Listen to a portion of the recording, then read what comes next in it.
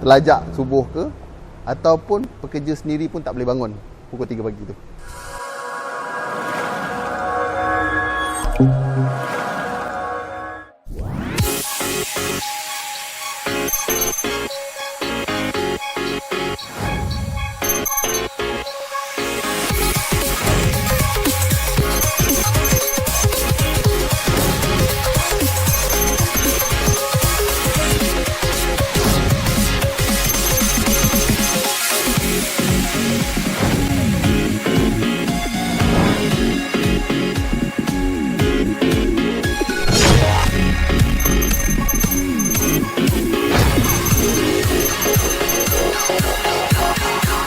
Hai, Assalamualaikum. Saya Uncle Santan. Saya juga dikenali dengan Wan Mokhtar daripada Santan UK. So, saya dah buat perniagaan santan ni dah almost 9 tahun, masuk tahun ni lah.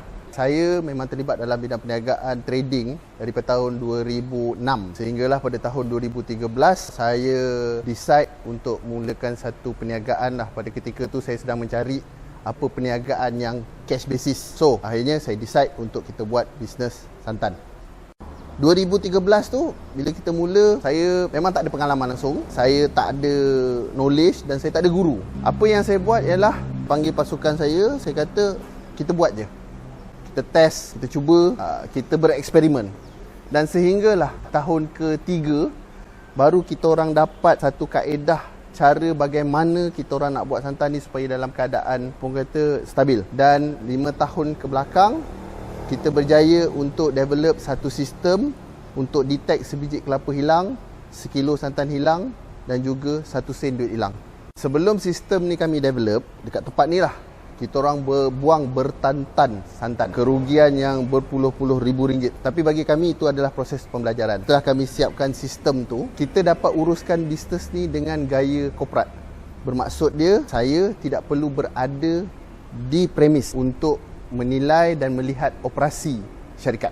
3 tahun yang pertama bila kami mulakan bisnes santan ni, saya ada satu masalah di mana saya bekerja bermula pukul 3 pagi sehingga 12 tengah hari. So, tak ada live, tak ada masa, penat. Jadi saya pernah sampai satu tahap saya tanya pada diri saya, adakah bisnes ni nak berterusan macam ni? Jadi apa yang berlaku ialah kita cari satu sistem di mana akhirnya Santan UK bekerja daripada pukul 6 pagi sehingga pukul 12 tengah hari setiap hari. Dan selepas kami jumpa sistem tu, kaedah tu, sistem bekerja adalah lebih lagi bagus. Kenapa kami start pukul 6 pagi atau paling lewat pun kita akan start pukul 7 lah? Sebab kami memahami bahawa itulah waktu subuh. Biasanya peniaga-peniaga santan ni akan bermula pukul 2 pagi. Bila dia bermula 2 pagi tu, membawa sehingga pukul 3 petang. Kadang-kadang tu terlajak subuh ke, ataupun pekerja sendiri pun tak boleh bangun pukul 3 pagi tu. Perkara yang saya tekankan dengan tim pasukan saya ialah kata solat subuh, kita akan bermula selepas solat subuh dan jangan tinggal solat subuh. Saya mempunyai pasukan kita 12 orang dan Alhamdulillah juga situasi COVID masa tu kami tidak ada masalah untuk buat pembayaran gaji disebabkan santan ni adalah barang essential. Paling best tentang perniagaan santan ni ialah kita tidak perlu bercerita lebih tentang produk ni. Produk ni telah bercakap sendiri. Bermaksudnya bila kita cerita soal santan, pengguna tahu. Maknanya untuk kita menjual santan ni lebih mudah daripada kita menjual produk-produk yang terpaksa kita jelaskan.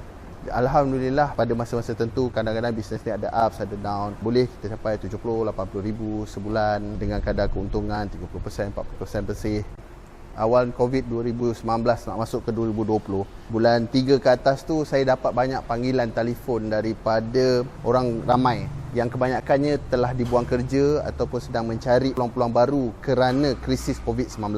Sebab pada dan ketika tu juga baru kita tahu perkataan essential business. Bermaksudnya benda yang kerajaan terus bagi kita beroperasi kata dalam keadaan tempoh PKP. Saya bercakap dengan tim, kita buat satu kelas, tetapi kelas tu memfokuskan gaya toke.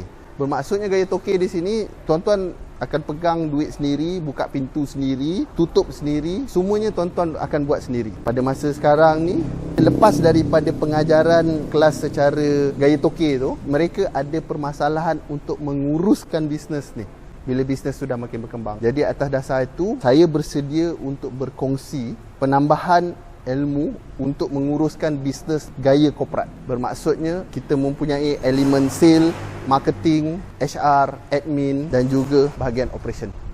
Untuk memulakan bisnes gaya korporat ni, pelaburan yang diperlukan sekitar 15,000 ke atas. Di mana jika dengan sales 100 kilo sehari, seorang pemilik bisnes boleh mendapat gaji RM3,000 ke atas. Ni motor yang kami gunakan. Sebelum ni kami pakai tong yang macam ni. Tapi bila tong yang macam ni masalah dia ialah bila bawa berat, kestabilan untuk rider agak sukar. Jadi kami tukar kepada kaedah yang macam ni. Okey, tong ni sendiri pun boleh isi sekitar 100 kilo sekali perjalanan. Antara jenis kelapa yang kami pakai, memang kami pakai kelapa kampung. Okey, kelapa kampung. Ini mesin grinder 5 horsepower. Ini untuk grind kelapa patik lah. Okey, ini mesin perah manually. Yang ini adalah mesin perah untuk Auto Pro. Okey, ini seterusnya, ini adalah mesin mixer. Dia panggil homogenize lah. Sekiranya ada kita nak buat grade-grade tertentu yang menggunakan campuran air, di sini kita punya ni. Okay, ini kawasan production. Ini adalah kawasan untuk packaging.